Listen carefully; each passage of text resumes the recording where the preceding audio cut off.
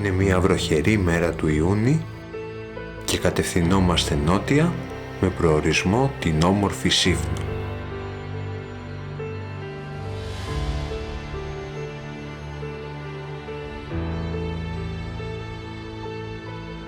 Αφήνοντας πίσω μας την Κύθνο, κατεβαίνουμε σχεδόν ανεπηρέαστοι από τις βροχές παντού τριγύρω μας.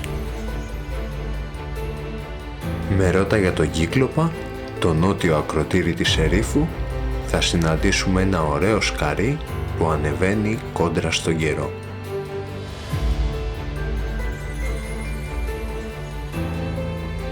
Πλέον είμαστε στην τελική ευθεία προς τις Καμάρες, το όμορφο λιμάνι της Σύφνου με τα επιβλητικά ψηλά βουνά.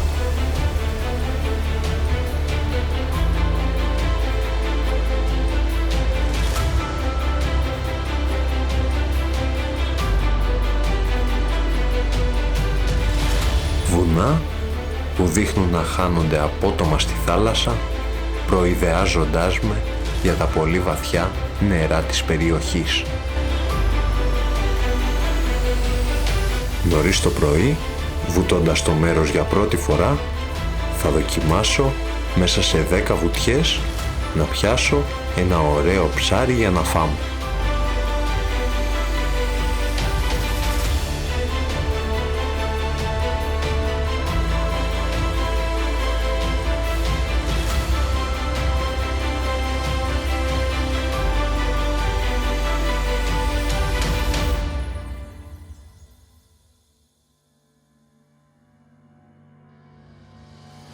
Αγναντεύοντας το όμορφο ηλιοβασίλεμα, κάνω όνειρα για χοντρές στήρες και πίγκες στα κρεμάσματα.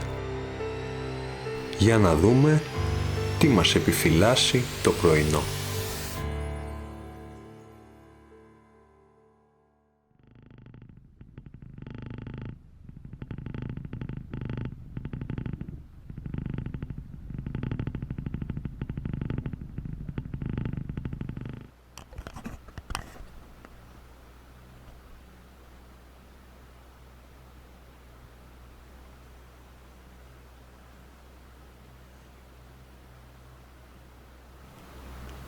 Η ώρα είναι 6 το πρωί και με τον ήλιο να ανατέλει μόλις πίσω μου, θα κατευθυνθώ στον αριστερό κάβο του λιμανιού.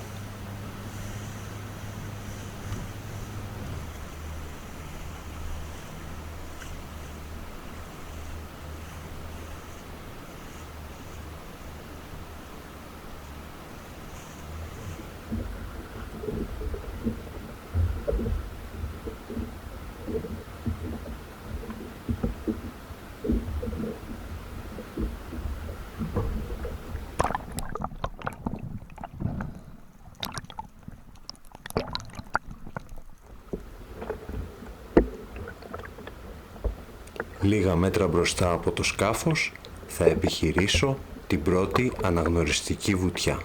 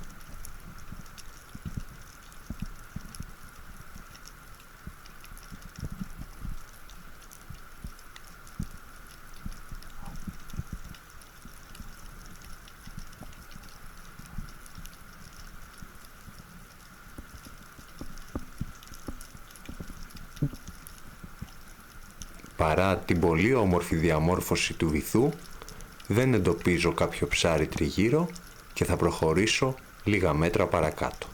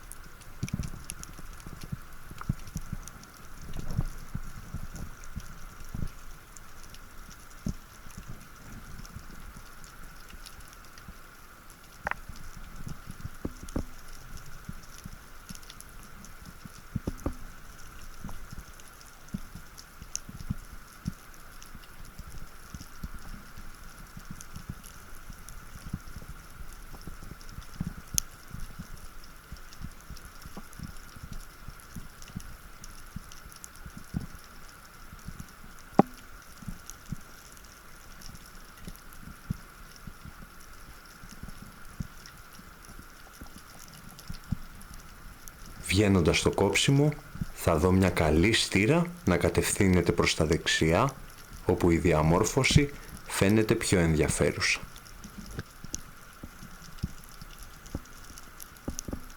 Σε εκείνο το κόψιμο θα γίνει η επόμενη βουτιά.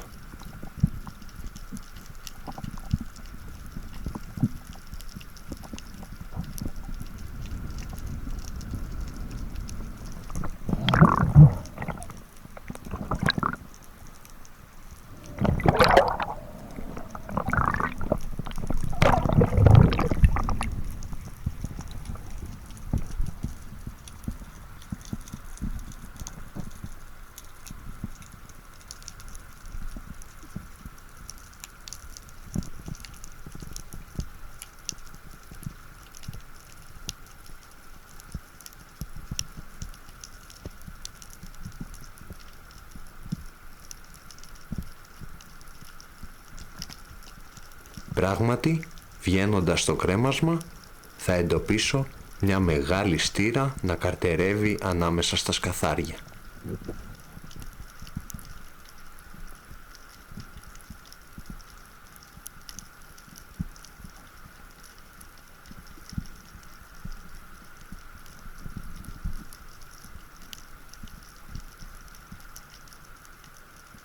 Το ψάρι δεν δείχνει πρόθεση να έρθει και αποφασίζω να πάω αργά επάνω του.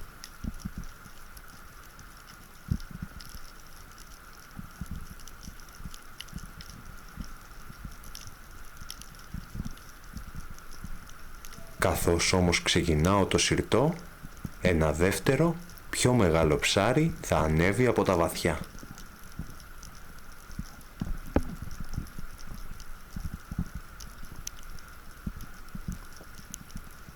Δυστυχώς, τα ψάρια δεν με δέχονται και κρατάνε απόσταση.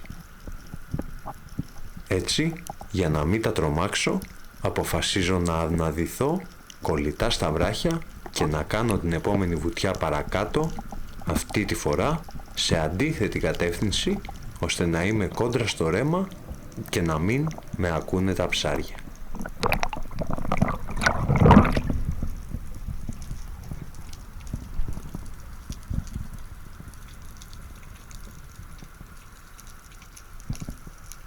Θα πατώσω αρκετά μέτρα μακριά από το κόψιμο και θα συρθώ προς τα εκεί για να μην γίνω αντιληπτός από τις στήρες.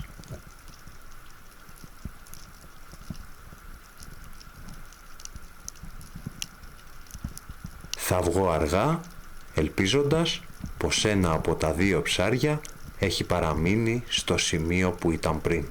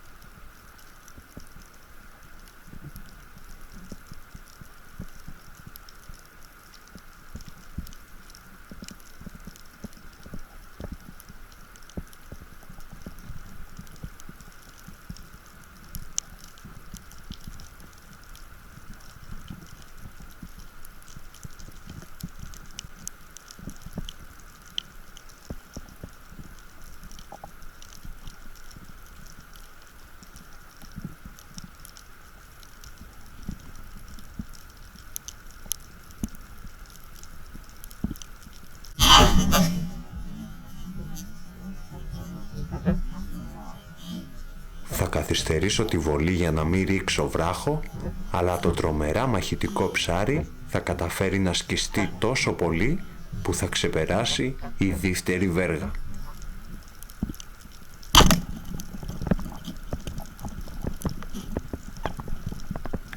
Ευτυχώς θα τρυπώσει εκεί κοντά και θα ξαναεπιστρέψω με το κοντό.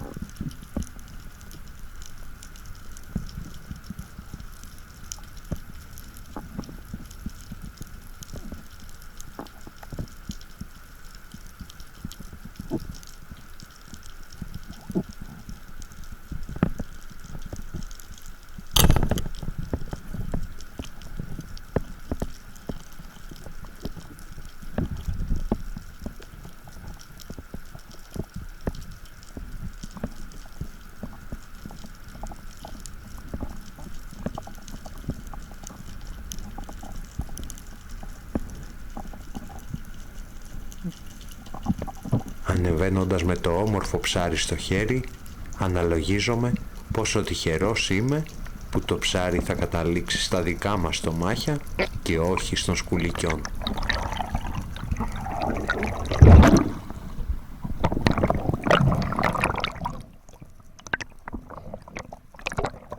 Με την ώρα να μην είναι καν 7 και τη χοντρή αρσενική στήρα στα χέρια, θα πάρω γεμάτος τον δρόμο της επιστροφής μετά από μόλις 30 λεπτά ψάρεμα.